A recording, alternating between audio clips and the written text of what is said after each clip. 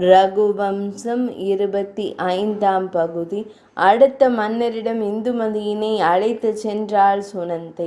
சொர்க்கத்தில் தேவேந்திரன் அவையில் புகழ்ந்து பாடப்படுபவனும், தன் சுத்தமான நடத்தையால் பெரும் புகழ் பெற்றவனும், தாய் வழி தந்தை வழி என இரு குலத்துக்குமே பெருமை சேர்ப்பவனுமான சூரசேனம் எனும் நாட்டின் அரசனான சுஷேஷன் என்பவனிடம் இந்துமதியை அழைத்து வந்து கூறினாள்.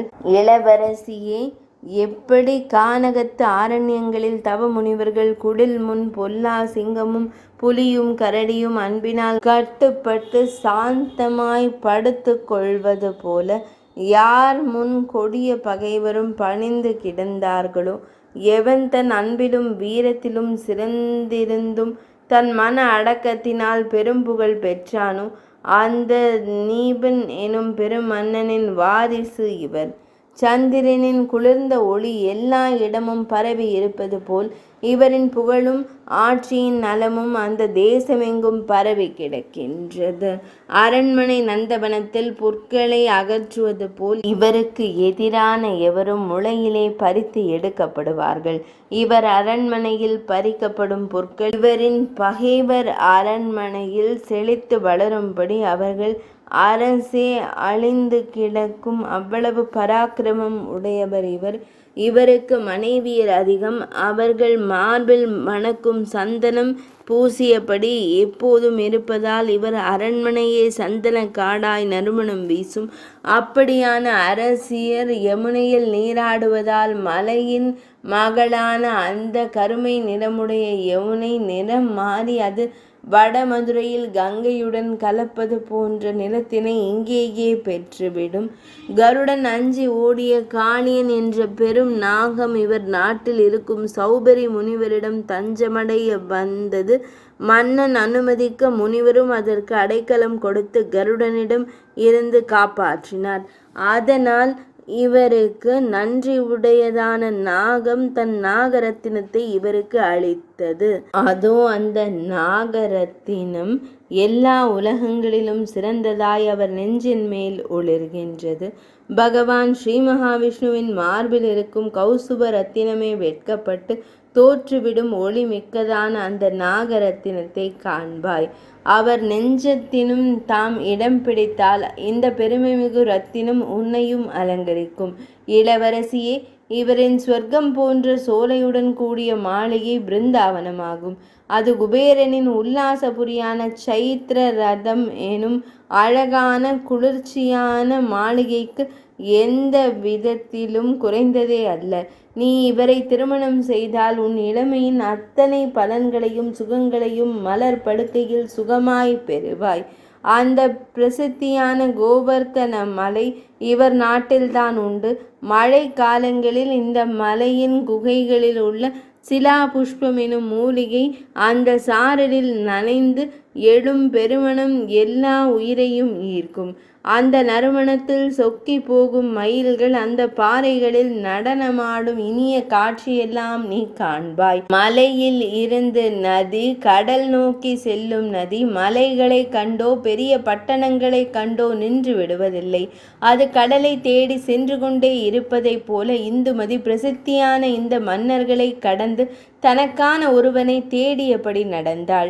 அடுத்து அவளுக்கு கலிங்க மன்னனான ஹேமங்கனை காட்டினாள் சுனந்தை.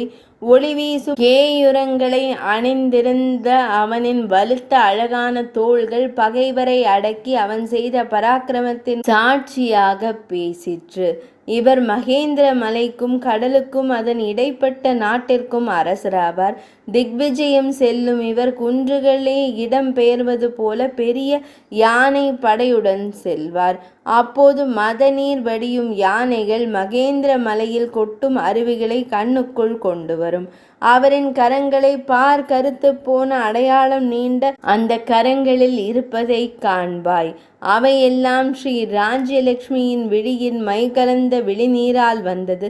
ஆம், இவர் தம் வில்லின் நாணை இழுத்து இழுத்து எதிரிகளை சாய்க்கும் போது வில்லின் நான் கரங்களில் உராய்ந்து வந்ததால் ஏற்பட்ட கருமை என எண்ணாதே. இவை இம்மன்னன் எதிரிகளை அழிக்கும் போது அவர்களிடம் இருந்த ராஜலட்சுமி கண்ணீரோடு இவன் கரங்களில் சரணடையும் போது அவனின் மை கொண்ட விழிகளின் நீரால் வந்த கருமை என்பதை தெரிந்து கொள். இவரின் அழகான காவலான அரண்மனை சமுத்திர கரையோரம் உண்டு.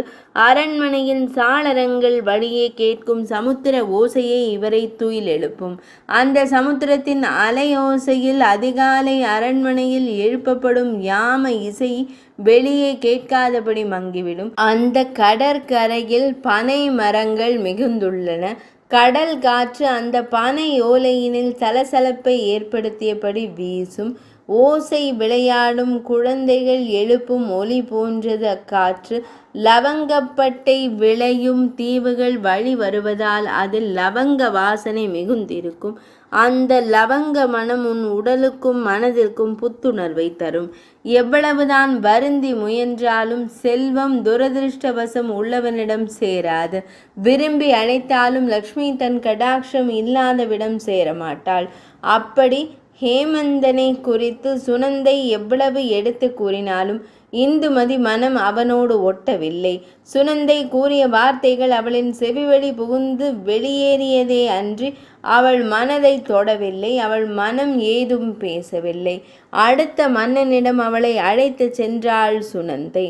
கூறினாள், தேவர்களை போன்ற தோற்றம் கொண்டவனும் அவர்களுடன் உறவாடும் பாண்டிய குலத்தின் மன்னர் இவர். சிவனாரின் தலையில் இருக்கும் நாகத்தால் எல்லையிடப்பட்டது அவன் நகரம். அதனால் அது நாகபுரம். அப்படியே சிவனின் தலையில் இருக்கும் நிலவின் மதுரத்தால் புனிதமடைந்ததால் அது மதுரா எனும் மதுராபுரி என பெரும் புகழும் புண்ணியமும் கொண்ட நகரமாய் ஜொலிக்கின்றது. கடைக்கண் சிவந்த சாகர பட்சியின் விழிகளை பெற்ற இந்துமதியே, இந்த பாண்டியனின் அழகை காண்பாய். இருபுறமும் தோளில் தொங்குவதும் ஒளிமிக்க பெரிய முத்துக்களை மாலையாக கொண்ட மன்னனின் மேல் ஹரிச்சந்தனம் எனும் உயர்ந்த சந்தனம் பூசப்பட்ட தோற்றத்துடன் நிற்பதை காண்பாய். அந்த சந்தனம் வேறு எங்கும் கிடைக்காதது. கட்டையினை பிளந்தால் உள்ளே செந்நிறம் கொண்டதும் அரைத்தால் பொன்னிறமாக மின்னுவதும் அதன் பெரும் சிறப்பு. பாண்டியருக்கே கிடைத்த செல்வம் அது. அந்த நறுமணமிக்க சந்தனத்தை உடலெங்கும் பூசி மேலே முத்து மாலை ஜொலிக்க நிற்கும் மன்னன் சூரிய வெளிச்சத்தில் பொன்னிறமாக மின்னும் மேரு மலை போல் ஜொலிக்கும் அழகை காண்பாய். அருவிகள் நிறைந்த இமயம் போல் அல்லவா அவரின் வெண்ணிற முத்து மாலையும் செந்நிற சந்தன பூச்சும் அமைந்துள்ளது. விந்திய மலையினையே அடக்கி தன் பாதத்தால் மிதித்தவரும் கடல் நீரையே குடித்து முடித்தவருமான மாமுனி அகத்தியரின் வசிப்பிடம் இவர்கள் நாட்டின் மலையில்தான் உண்டு.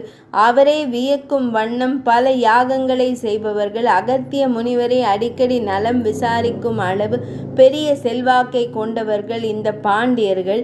அவர்களின் அரசன் இவர். கைலாயத்தையே அசைத்து பார்த்த அந்த ராவணன் தான் பகைவரை வெல்ல செல்லும் போது இந்த பாண்டியர்கள் தன் நாட்டை பிடித்து விடுவார்களோ என அஞ்சி சிவனாரை தொழுது பிரம்மசிரஸ் எனும் அஸ்திரத்தை பெற்றான். அதை காட்டி பாண்டியரிடம் சமாதானம் செய்துவிட்டு அவன் இந்திரலோகம் நோக்கி சென்றானே அன்றி பாண்டியருடன் மோத துணியவில்லை. பாண்டிய நாட்டில் பாதம் பதிக்கும் தைரியம் அவனுக்கு இல்லை. அவனால் வெற்றி கொள்ள முடியா தேசம் பாண்டிய தேசம்.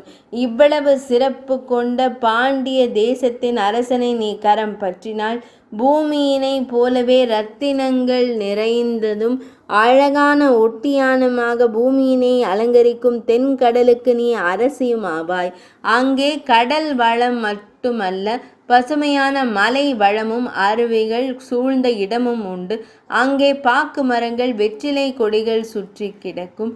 சந்தன மரங்களை ஏலக்காய் கொடிகள் படர்ந்து கிடக்கும்.